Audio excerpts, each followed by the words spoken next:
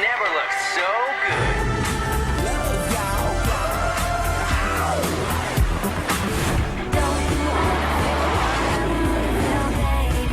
Feel like having fun? Well, here it is.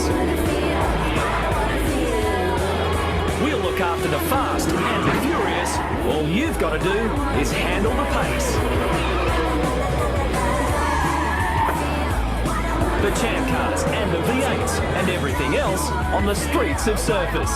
The Lexmark Indy 300. It's Australia's biggest motorsport party, and it's only on 7. You know, sometimes you've just got to let it all hang out, and this is certainly the place to do it, because what you're about to see on track this weekend is just as full on, just as fast as the party that's going on all around us right here on the streets of Surfers Paradise. Good afternoon, welcome to the Lexmark Indy 300. I'm Matthew White, thanks for joining us on 7. Today we've got the Champ Car practice and final qualifying. Australia's Will Power showing great speed, and Sebastian Bourdais, of course, going for his 4th consecutive championship title. And the V8s are back as well. They'll tackle race 1 today of round 11. Joining me to talk about that is Neil Crompton. Neil, this is a party town, but this is serious business. Unfortunately, that is the case. Everybody in our gang would like to kick back, relax and enjoy the event like everybody else, but the reality is we've got 25 races down, 12 to run over 4 rounds, and it's very serious at the moment. Jamie Whincup's got the lead of the championship by 16 points. Interesting, Matty, I look back through the records, and this time last year, Rick Kelly and Craig Lowndes had just 1 point between them. 25 races on in 2007, just 2 points between them. They're disputing 2nd and 3rd in the championship. There's 288 points on offer at the moment between now and the end of the championship season. 6 drivers in total, including Todd Kelly and Mark Scaife, that are in with a chance, but the reality is it's a 4-way battle between both the Triple Eight drivers, Whincup and Lowndes, and both the Toll HSV drivers, Rick Kelly, the reigning champion, and of course Garth Tander. We did have a qualifying session yesterday. Mark Winterbottom did take pole position there. It would have been his 4th for the season and his 3rd straight, but it's now been stripped. Such a shame. He did a brilliant job yesterday, a beautiful lap around this 4.5 kilometre racetrack, and Ford Performance Racing have found a bit of pace in the recent past, as you probably saw at the Super Cheap Auto Bathurst 1000. Both Stephen Richards and Mark Winterbottom super quick. Put it on pole yesterday, the fastest ever lap around here with a V8 Supercar, and then at the end in post-race scrutineering, unfortunately they found an anomaly in the engine control unit, the ECU, and they found that the ignition timing varied beyond the permitted maximum. There's nothing the stewards can do. It's outside the rules. Therefore, Mark goes to the rear of grid. Real shame. There was also big trouble in the Friday practice session before we even got to qualifying, involving 2 of the very big names, Rick Kelly and Mark Scaife, who's about to come into picture at turn 8. Watch this. Very typical of this racetrack, lots of blind corners, and Rick went into turn 8 with a little bit of oversteer, couldn't gather it up, whacked the wall. Mark Scaife came round the corner, unsighted, couldn't see Rick, smacks hard into him, done a lot of damage to car number 2. Scaife was of the view that the yellow flag that he saw was for Shane van Gisbergen in the Team Kiwi Falcon, which you can see arriving back out of the runoff area there. That wasn't the case. Now, because they had an accident when the yellow flag was out, they've both been excluded from that practice 1 session, which is no big deal, but also fined $1,000. All right, mate, looking forward to the race this afternoon. Great. We'll see you then. It's, of course, only half of the equation here, because the Champ Cars are the other half. We've had 1 practice session and 1 qualifying session. Friday is always fascinating because the quickest time is guaranteed a front row position for the race, and Will Power from Team Australia was right on it. He did a 1:30.895. It put maximum pressure on this man, Sebastian Bourdais, and look what it did to him. In the following lap, after Power put his one down, Bourdais found the wall. Didn't seem to bother him too much, because he jogged back to the Newman Haas team and said, let's get it fixed and ready for qualifying today. That's Alex Tagliani, who was 3rd here in 2006, also spinning out. Quite a few drivers did it. In fact, we've done a driver change right here. James Hinchcliffe has stepped in. You've done A1GP, you've done Atlantic Championship Racing, and now this is your first Champ Car experience on the Gold Coast. Welcome. Thank you very much for having me here. It must be a great experience to see exactly what goes on around here for the first time. Well, yeah, absolutely. I mean, I always say I've heard quite a lot about this event over the years, and it's very easy to see why it's a favorite among drivers. Not only is the circuit, for a temporary circuit, one of the best that we race on in the Champ Car World Series, the party off track, second to none. All right, let's talk about what happened at qualifying. We just saw some of the highlights there. Will Power's lap was quite amazing, but he was pipped to the post by somebody else in a thrilling finish that also involved this incident between Mario Dominguez, who won here in 2002, and David Martinez, who returns to the series. They had a crash on the very last lap, but it all came down to this man, Serbia from Spain. Oriol Servia did do a fantastic job. Of course, he's been racing with Forsyth Championship Racing since the 4th round of the championship, was dropped in favor of Martinez 2 weeks ago. 1 week ago, got the call-up from PKB Racing to refill the seat that he raced for in 2006. Tristan Gomedy could no longer fulfill those duties, so for his first race back with the team, a remarkable job. I mean, he was quick in practice. He obviously got pole in qualifying. This was no fluke. He definitely has the pace. He's going to be a contender for pole today and, of course, the win on Sunday. He's been around for a long time. 124 championship starts for Oriol Servia, just the 1 pole. If nobody can beat his time today, he will grab pole for the Lexmark Indy 300. Let's get down to pit lane. It's a great atmosphere at the Champ Car pit lane, and this weekend we also welcome to the team Michelle Beisner, and she's with Aaron Noonan. Matty, the entire Champ Car World Series loves coming down under to the Gold Coast. Michelle, your first time here and you're blown away by this event. I am absolutely blown away, and it's extremely important for the viewers here in Australia to know how amazing this is for Champ Car. We get some great turnouts, but nothing like this. The atmosphere, the ambiance, and the fans. Drivers have told me that they're so blown away by how many fans get down here. 300,000 are expected through the weekend. It's a hot race here on the Gold Coast. What can we expect in terms of weather for the Champ Car cars and the drivers as well? Well, I don't know. You tell me what we can expect. You never know what's going to happen on Sunday, but our drivers are prepared to drive in the wet and in the dry. And also, they're prepared physically. Every race is different. Every course is different. A lot of these drivers have their trainers that come along with them to prepare them for each race. This race has always been a real lottery. Since it first began in 1991, there's never ever been a repeat winner. There's 5 former winners in the field this weekend. Maybe they can change things. Maybe some history awaits us. So we're all set now for a weekend of Champ Cars and V8 stars. And for the V8s, if it's anything like we had at Bathurst just 2 weeks ago, we're in for something very special again. The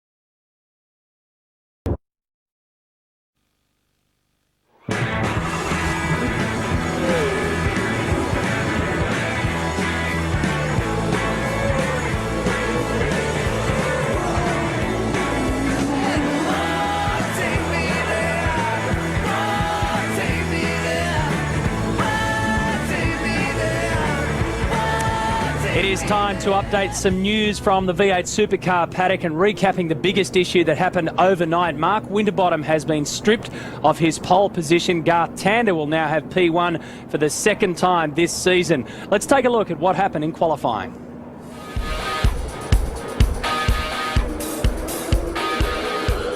The Concrete Canyon claimed its first 2 big victims when Mark Scaife and Rick Kelly netted the treacherous turn 8.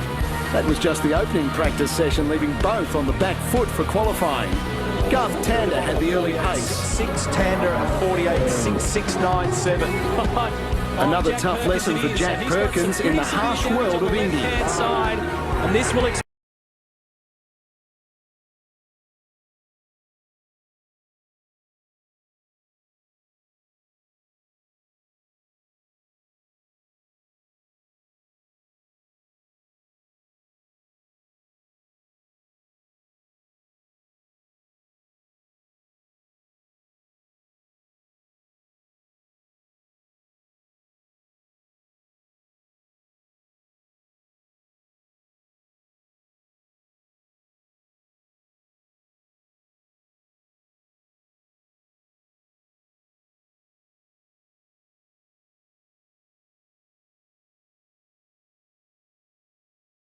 his fourth pole for the year. Supercar challenge, but Mark Winterbottom gets...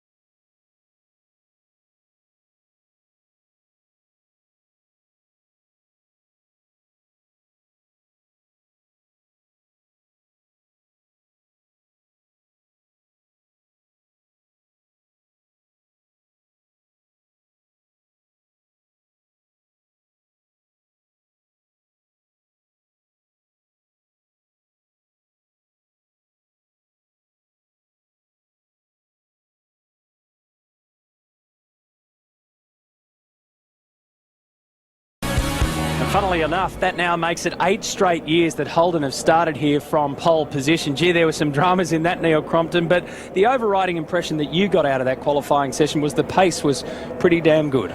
Straight away, as soon as the cars went out in the first practice session yesterday, immediately drivers were talking about the track having a lot of grip in it. There was some running here on Thursday, and clearly the track was in very good condition and they were fast. And yesterday in qualifying, they ended up the best part of 5 to 6 tenths of a second quicker than for the same period last year. And the qualifying record, not that there's officially such a thing, was held by Rick Kelly. It was a 1 minute 49.1, and the time that was ultimately, unfortunately, disallowed for Mark Winterbottom was a 48.4. Incrementally, that's a huge gain year on year. So it just goes to show how much pace they're getting out of the cars at the moment, and that flows on from what we saw at Bathurst, where that was an unbelievably intense race for such a long period of time. They raced up there in the 2 minutes and 9s, which has been unheard of. So they've carried it over, so everybody's really got their game up at the moment. Even the time that Garth Tander did yesterday of a 48.6 is a very, very speedy time. And I thought it was best summarised by Greg Murphy when I caught up with him yesterday afternoon, because he said to me, I couldn't believe that I could do a low 49 round here. I saw the number come up on the computer on the dashboard and ended up in position 8. You know, nothing to cheer about. Yeah, exactly. You've really got to fight hard for it around here. There's no question about that. Let's take a look at the Fuso grid, the 31 cars, because as we just saw, there's been a big change around, and it happens right here. Tander will start from pole. James Courtney gets elevated up into second position, continuing a good run for the Geraldwin Motorsport crew. Russell Ingall loves this place. He's had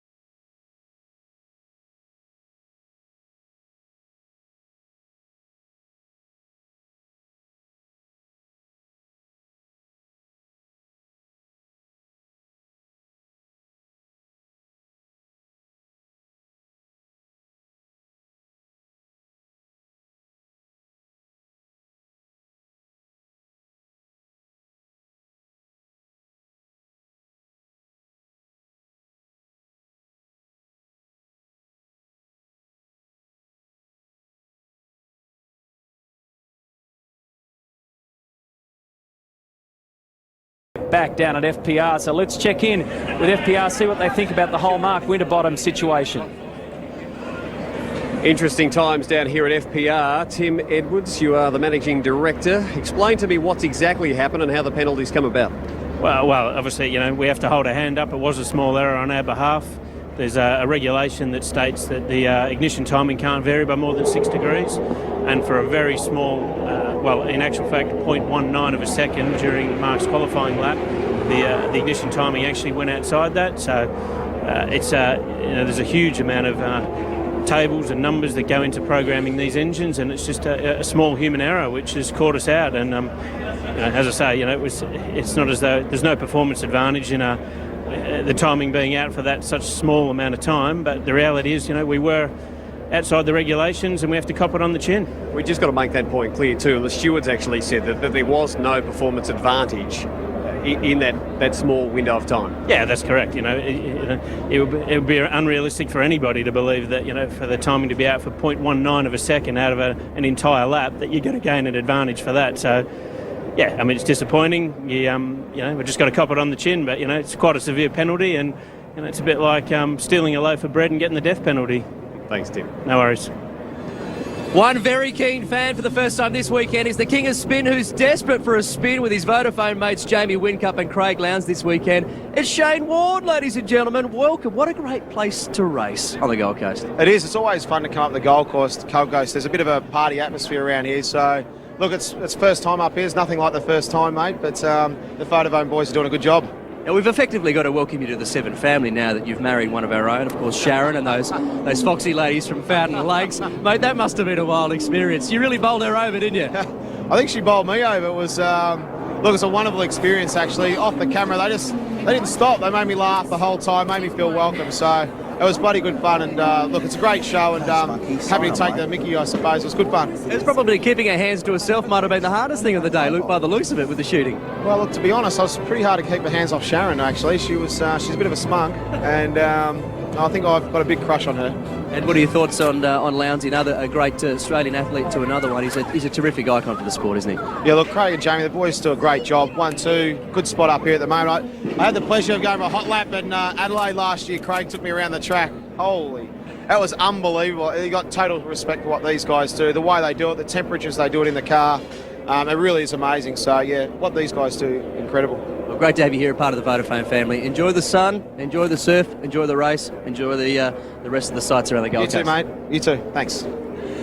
Well bowled, Grant Denyer. Don't forget Champ Car qualifying. The final qualifying is coming up soon, and right after the break, we'll have more V8 Supercar news. And we want to get loaded, and we want to have a good time. That's what we're going to do. We're going to have a party.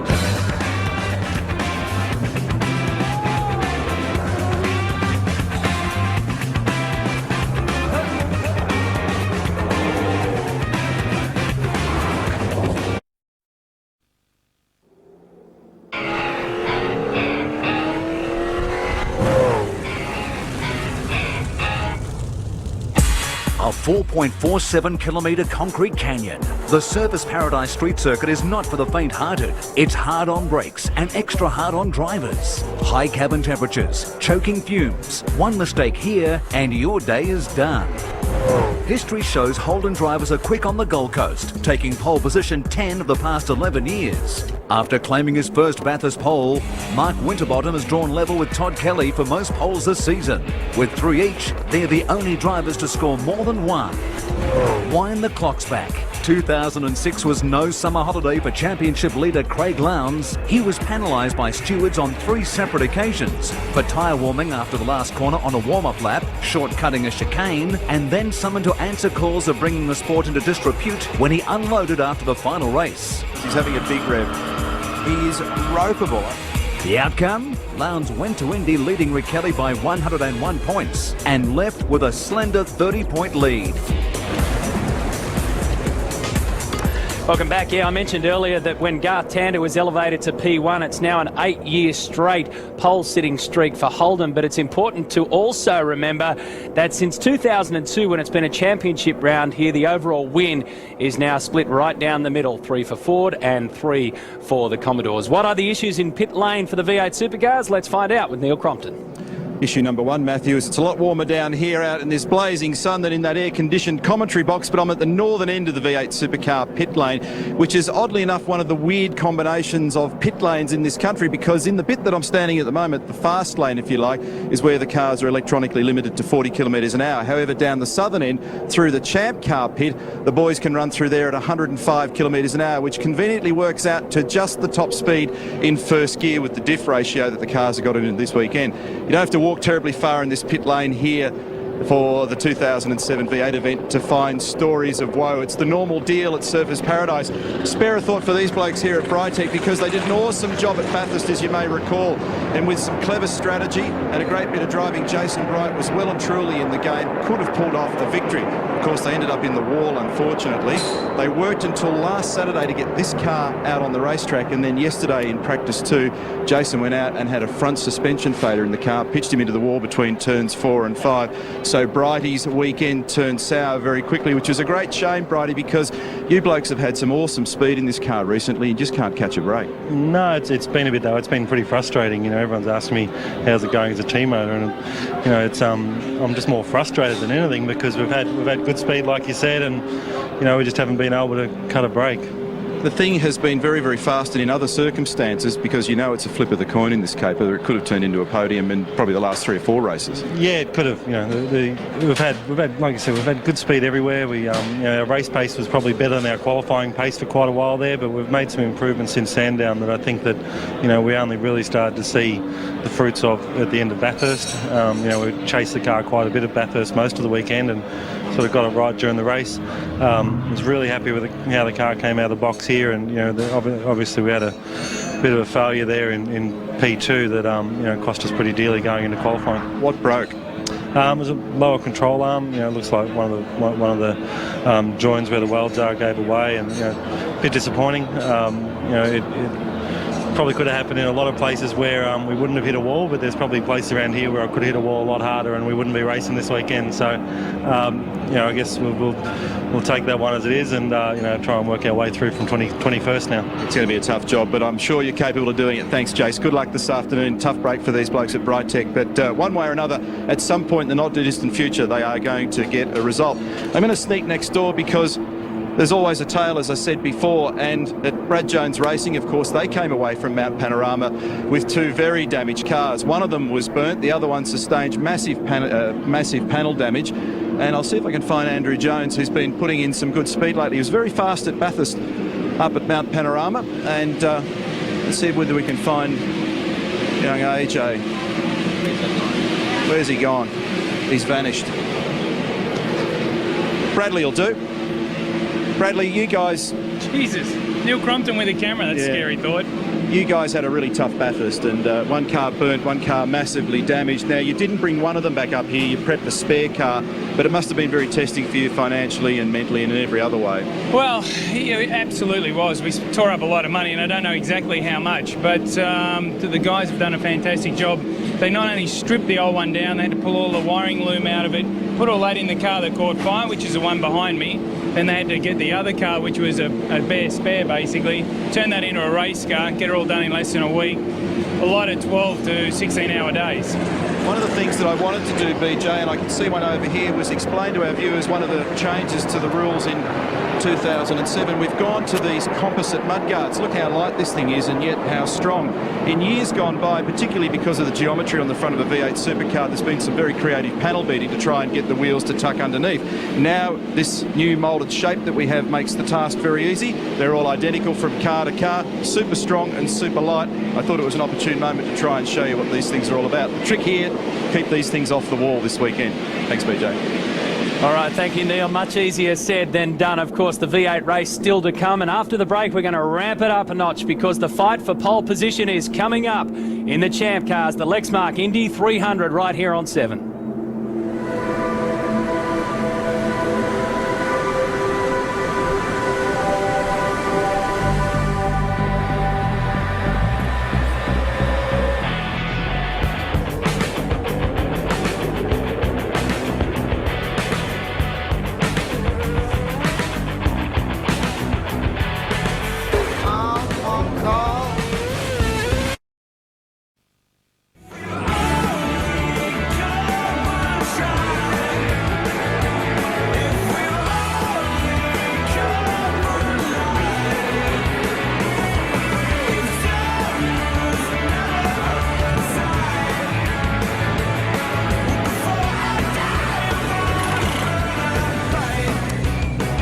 It is a fascinating time of the V8 Supercar Championship at the moment. We've had 10 rounds, 25 races.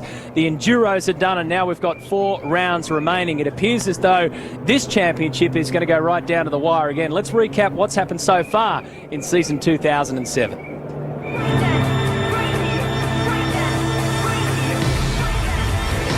We're about to start something big because we are racing for 2007. Right on now, that's how it's ended up. But Todd Kelly blows them all away. And Steve Owens in the wall here. Oh! And Rick is the Clipsal champion of 2007. Whoa! Contact. It's a Barbagallo breakthrough for the West Australian. Yeah, great job, boys. Well done. Makes it 2 out of 2. The tyre barrier and a wall there. 3 from 3. That is an all-the-way winner. Thanks, boys. Awesome. Richards into the wall. That's a massive lock-up. Oh, bam! Tander wins the second race here at Pukekohe. We've got a car on its roof. It's Paul Morris at turn 7. This is a very, very nasty accident.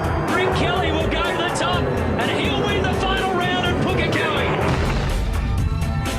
Oh, he's giving him a whack.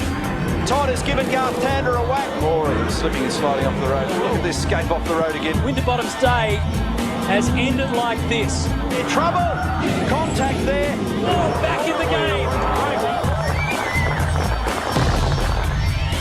Eastern Creek is back on the calendar, as close as you can get. He's back.